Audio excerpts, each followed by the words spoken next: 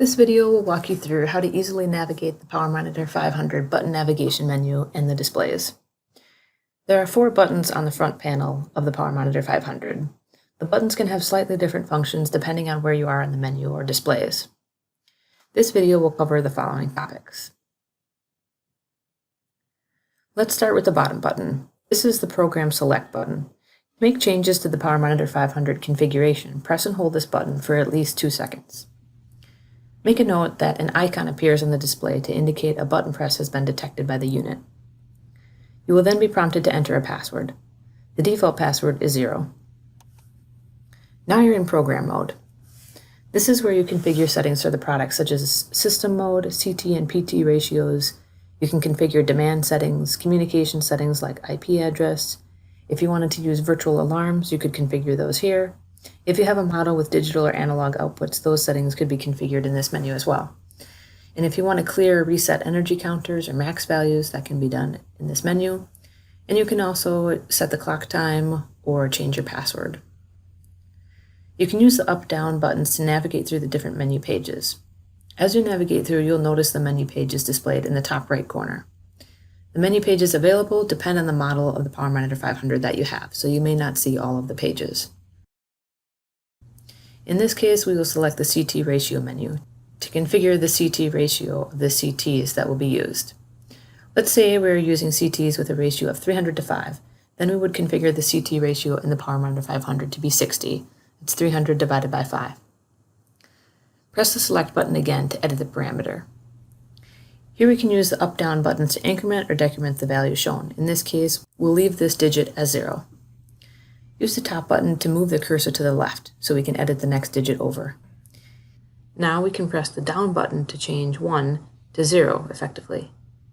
We can then use the top button to move the cursor over again, and then use the up button to increase the digit to 6 so that we have 60. If you need to add a decimal place or configure a multiplier like kilo, use the top button to move the cursor all the way to the left. When DP is selected, you can change the decimal place or add a multiplier.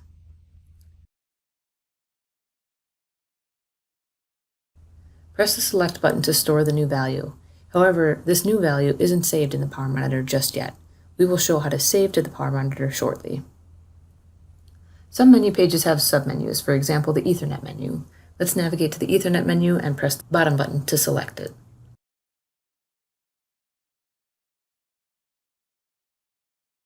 You can see there are submenus such as IP address, subnet, gateway.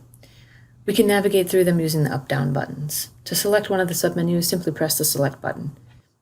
You can then edit the settings for that specific parameter, just like we did for the CT ratio. After you're done making changes, you have 2 options. You can press the top button to exit the menu without saving changes. You will be prompted to exit, and pressing the select button will confirm the exit, and changes will be lost. If you wish to save the changes you made, you can navigate to the menu page titled Save. This is page 260. Then press the select button to save the changes. It will then exit the program mode and return to metering mode. The PowerMonitor 500 display has 2 main sections of the display, the top row here and then the rest of the display. The top row displays your energy counters. Press the top button to cycle through the various energy counters.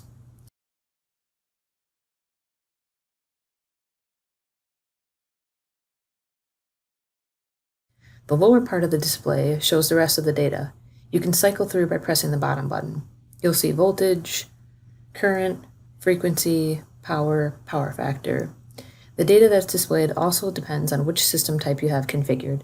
For example, for Delta or a 3-piece system, you would not see line to neutral voltage or individual line data for power and power factor. While you're on any of these displays, you can press the up or down button to see the max or demand values. To display the information pages, press and hold the top button for more than 2 seconds.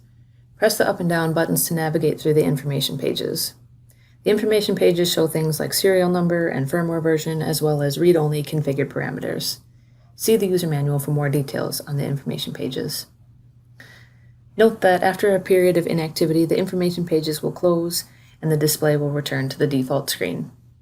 Or you can press the exit button to exit the information pages and return to metering mode. Thanks for watching, and I hope this helps you when you're navigating through the menus and the displays of the PowerMonitor 500.